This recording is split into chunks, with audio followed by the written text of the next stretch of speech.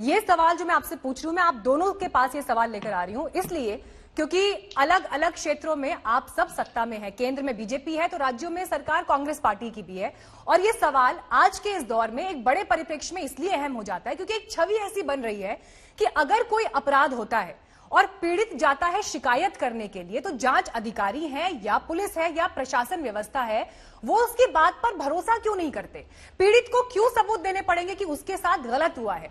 आप चाहे ये घटना हाथरस में देख लें जफर इस्लाम जी, या फिर जहां पर राजस्थान में कांग्रेस की सरकार है, करौली में जो कुछ हुआ, पहले तो जांच अधिकारी ने यही कहा ना कि पुजारी को जलाया नहीं गया, उसने आत्मदाह किया है।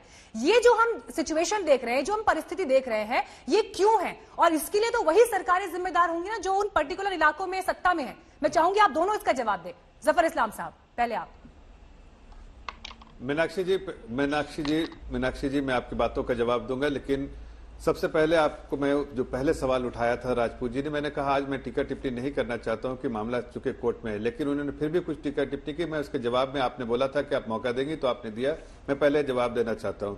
देखिए, हमारी संवेदनशील सरकार है, हमारी पार्टी भी संवेदनशील सोच की पार्टी है। हम कभी भी इस तरह की चीजों पर राजनीति नहीं करते, लेकिन इतिहास देखिए कांग्रेस का और राहुल गांधी जी का, वो इसी चीजों के बारे में सिलेक्टिव अप्रोच है और इस पर राजनीति करते हैं। मैं पूछता हूं कि जो उनकी भाषा रही है और जो उनकी पार्टी के लोगों की भाषा रही है और जिस तरह के शब्दावली का इस्तेमाल किया और जिस तरह की बातें कही उन्होंने कि लाशों के ढेर पे जो है राजनीति करने का जो उनका तरीका है वो उन्होंने दिखाया और जातिगत दंगे कराने की कोशिश की। ये किया कि नहीं बताइए? अब हमने तो इसको सीबीआई को सौंप दिया। भाई, सीबीआई जो है प्रीमियम एजेंसी जांच करेगी, सुप्रीम कोर्ट मॉनिटर्ड जांच के लिए भी हम हर तरह से तैयार हैं, इसलिए कि हमारे में कोई खोट नहीं है, इसलिए हम तैयार हैं। लेकिन मैं पूछता हूं इनसे, राजपूत भाई से, कि क्या राजस्थान में आपने जो गृह मंत्री है वही मुख्यमंत्री, गृह मंत्री की रिस्पॉन्सिबिलिटी तो वो नहीं निभा रहे हैं। वो जासूसी करवाते हैं अपने लोगों पे, अपने एमएलए पे कि वो कहां किधर किससे बात कर रहे हैं, लेकिन वो जो जितने करप्शन बढ़ रहे हैं, जो क्राइम ब्यूरो में देखिए तो नंबर 1 पे जो है राजस्थान। क्यों? इसलिए कि मुख्यमंत्री गृह मंत्री के पोस्ट पे भी संभाल के रखा है, लेकिन वहां पर उनकी चिंता बिल्कुल जीरो है। करप्शन वहां पर, क्राइम जो है वो एकदम रैम्पेंट है, लेकिन मुख्यमंत्री को चिंता सिर्फ अपनी गद्दी की है। वरना आज देखिए, अपराधी, आपने सही कहा, अब तक अपराधी जितने बड़ी क्राइम किया अभी तक नहीं पकड़ में आया और एफआईआर फाइल करने की उनकी कोशिश जफर इस्लाम जी, देखिए सवाल मैंने भी यही सवाल पूछा। जफर इस्लाम जी, मैंने भी यही सवाल पूछा। सुरेंद्र राजपूत जी, देखिए वही बात हो रही है ना, बीजेपी का हाथरस, करौली का कांग्रेस का करौली, सिचुएशन परिस्थिति तो वही है। करौली में भी हम देख रहे हैं कि जांच अधिकारी सीधे ये कह देता है कि नहीं, आत्मदाह हुआ है, उसको जलाया नहीं गया। बाद में देखिए तस्वीर क्या उभर कर सामने आती है। ये जो असंवेदनशीलता है पीड़ित के प्रति, ठीक है, देश के हर कोने में आप अपराध नहीं रोक सकते, हर जगह पर पुलिस मौजूद नहीं हो सकती, लेकिन अपराध होने के बाद जो कदम उठाए जाने चाहिए वो उठाने में सरकारें क्यों असफल हो जाती हैं? मीनाक्षी, बहुत अच्छा प्रश्न आपने उठाया। जफर भाई एक प्रश्न के आयाम को ही दूसरा कर गए, मुझे दुख है इस बात का। और आज इनके राज्यसभा बनने के बाद हम लोग पहली बार बहस कर रहे हैं, तो कोई निजी टिप्पणी नहीं करूंगा।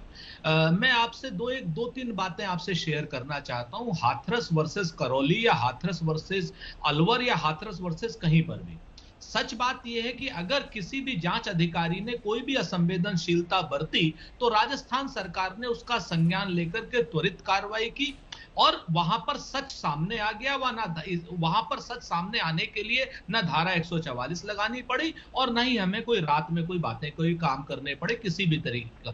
अलवर का कांड था, आपको याद है, राहुल गांधी स्वयं गए और 1 साल के अंदर न्याय आ गया और चारों आरोपी जो है कहीं ना कहीं आजीवन कारावास के लिए चले गए। लेकिन हाथरस में क्या हो रहा है? हाथरस में कुकृत्य को छुपाने के लिए पहले सूचना सलाहकार कहते हैं कि साहब फेक न्यूज है, उसके बाद डीएम रात में शव जलवा देता है, कहीं उच्च अधिकारियों ने कहा है, मंत्रियों ने कहा है। तो यहां पर दो चीजें बड़ी स्पष्ट हैं। एक, सरकार अपराध को छुपा रही है तो इसका मतलब जो असंवेदनशील अधिकारी हैं उनको प्रश्रय दे रही है, और दूसरी, सरकार अपराध के करने के बाद, अपराध के दुर्भाग्यपूर्ण स्थिति में होने के बाद उसका सारा सच सबके सामने, मीडिया के सामने, जनता के सामने ला रही है और पीड़ित परिवार से तुरंत बात करके उसको न्याय दिलाने का काम कर रही है। सुरेंद्र राजपूत जी, ये दलील देखिए, मैं यही बात कह रही थी कि जहां पर जिस पार्टी की सरकार है वहां पर क्यों फेल हो रही है वो सरकार व्यवस्थाओं को बनाए रखने में और संवेदनशील होने के लिए।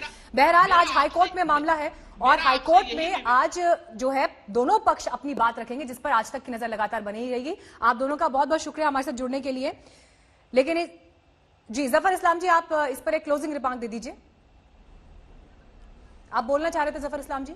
मैं सिर्फ इतना कह रहा था कि देखिए ये, हाँ बिल्कुल, मैं इतना, मीनाक्षी जी 10 सेकंड में सिर्फ इतना बोलना चाहूंगा कि उन्होंने कहा कि सुरेंद्र राजपूत जी ने कि किसी तरह भी हम जो है कोशिश करते हैं और राजस्थान में ये हो गया वो हो गया, लेकिन मैं उनसे सिर्फ इतना सवाल करता हूं कि जिस तरह से उत्तर प्रदेश की सरकार ने इसको सीबीआई को एक मिनट सुन लीजिए राजपूत जी, सीबीआई को सौंप दिया है, उसी तरह राजस्थान भी क्यों नहीं सौंप देती? उसी तरह महाराष्ट्र की सरकार जो है, जो हम बार बार सीबीआई की जांच की मांग कर रहे हैं, वो सीबीआई को सौंप दीजिए। नमस्कार, मैं हूं अंजना ओम कश्यप। हमें उम्मीद है ये वीडियो आपको पसंद आया होगा।